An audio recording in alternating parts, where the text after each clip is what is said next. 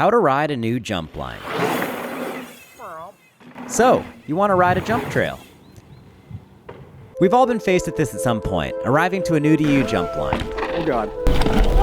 Is this your first time? Yeah, I've never been here. The jumps have never looked taller, Oh, the gaps further, and the emergency room so imminent. and like, if you just go, like, you're gravy. Meet Taryn. We met Taryn one rainy morning on a quick ride up in Alaska. Taryn has been riding 5 years, but is still a little fresh when it comes to jumping. She saw this jump line on another visit to town, but wasn't quite ready for it yet. Today, we'll see if we can change that. I'll follow you.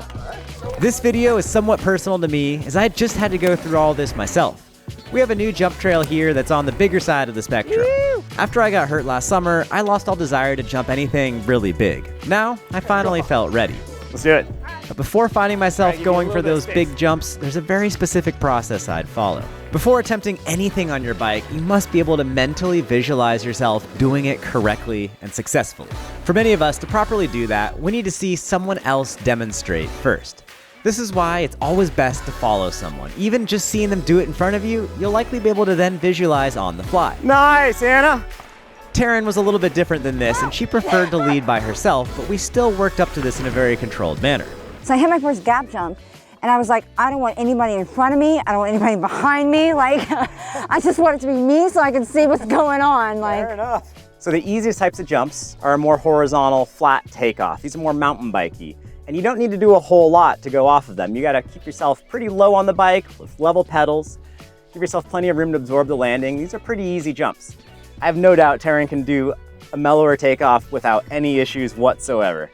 But what we're gonna focus on more today is the next level, which is a little bit harder and kind of what you need to have some more instruction to figure out. So the more transition jumps that have a bit more kick to them. On these types of jumps, which we're gonna find right here behind us, where you compress the bike downwards on the takeoff with your legs and pull back on your handlebars, where you perform that technique on the takeoff is gonna change how high you go versus how far you go. Before you start hitting a new jump line, warm up by practicing your jumping techniques. I recently did a Patreon tutorial discussing how to change your jumping trajectory as needed. Basically, where you pump on the takeoff of a jump can have a big effect on how high versus far you go off a jump, all with the same speed. That was a little more distance than required. that was nice. Yeah. First, we wanted to practice jumping for distance. To get more distance on a jump, you'll need to push down hard into the bike early at the beginning of the ramp. Yeah, I think you got to commit more to your compression. I mean, you can see your legs are pushing down. Like, look at your knee get way straighter right there. And then your arms pull back a little bit, but I think it's too late again on the takeoff. Okay. So that was too early. You went lower, but then nosed into the landing. Yeah. So we had two things going on, not quite enough speed and then a little too early. Nice. Oh, cool. Your motion looks way better too. So you're pushing down though, like as your bike is rolling through that, between the two plants. So should I still be compressing? Yeah, I think you're doing great. Okay. To be sure we were all on the same page about how to jump exactly, we went through a refresher course of where to pump and when. See your knees bent, and then they're extending as your bike rolls through that section, and then you have more than enough distance and you land flat. To get more height and less distance, you'll need to push down from the midpoint all the way to the top of the ramp. Oh! Oh, I got some butt scrapage on that one. See how much your bike is compressing on the takeoff? Oh. So you're pulling back on the handlebars, but you're not pushing down into the takeoff. Because if you're pushing down, we would see you'd be more crouched and then knees extend. So it's just the natural jump trajectory. You're not manipulating it. Look at my legs straighten, boom.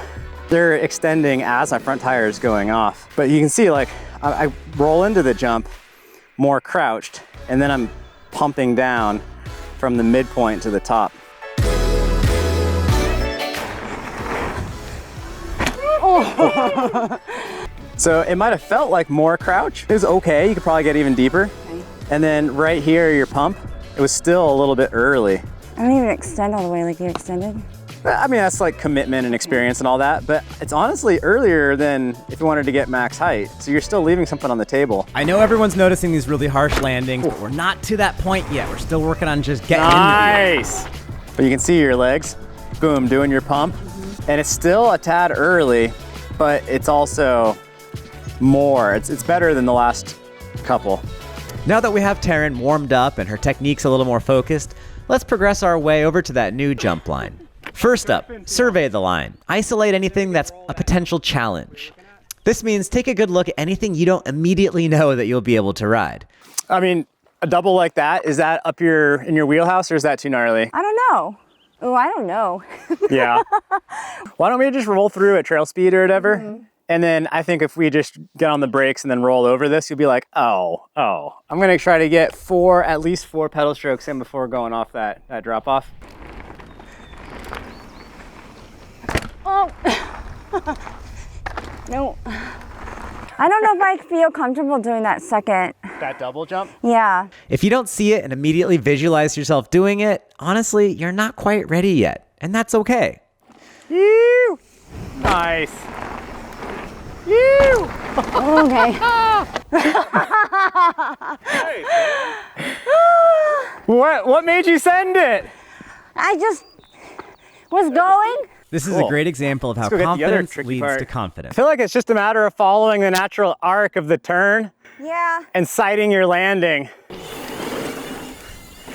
make it look like so smooth, like no effort whatsoever.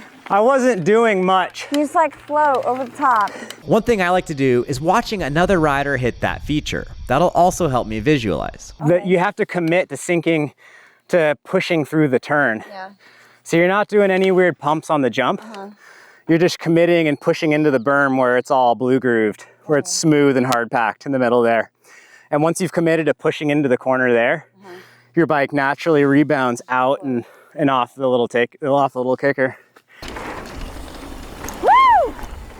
Oh, I got scared.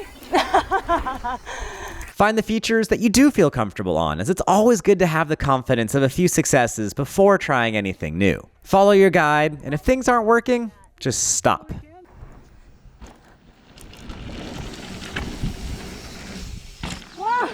Oh God. So in this case, Taryn didn't actually crash on the jump. She lost control and crashed into a mud puddle off the trail. Pushing down a little bit, that's good. Supporting yourself up. Oh, and you are arcing down a little bit. But you're not too bad. Case it just a touch. Well, we saw you go from really good positioning on the outside here to kind of cutting down a little bit. Your knees are straightened out a little bit there, which is good. But then right here, Early. you can tell you stand up early right there. But your rear wheel is off the ground, bumping into the takeoff. Buttered.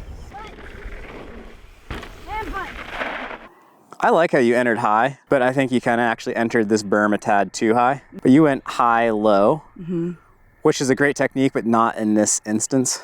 So I think we've isolated it down to your berm entry line choice was a little off. I haven't explicitly said this yet, but if you're able to session with a friend and film each other with slow-mo, you can much easily see what is and isn't working correctly. I hit my brakes right before I go. Oh, I can see your fingers on the brakes. That's funny. So I'm letting the berm carry me up and kind of committing to that. And I do pull up with my arms a little bit. Trust the berm, it points you in the right direction. By getting nervous of the berm, I think that's what throws you off the wrong way, because then you don't have the speed to let it do what you need it to let it do. And likewise, if you can film someone who's riding it correctly and watch their footage back, you can compare what works and what doesn't work. Yeah! You timed that much better. So your knees are getting straight as your front tire's right at the end. Well, good job with that. Thank you. Should we run through the whole trail? Yeah. Trail speed? Yeah. Cool. So this is the big moment. And honestly, once you start knocking features off left and right, your confidence starts building and you start to get through that new jump trail. As long as you break it down into tiered progression, one step at a time, you can do a heck of a lot on a bike. Commit to that corner, it's gonna carry you. Really, most of it's mental, job. and a lot of that mental aspect's understanding what needs to happen. Nice, Taryn. I'm a big fan of using the video cameras to rewatch footage and see what is and isn't working. I've learned a lot doing this over the years.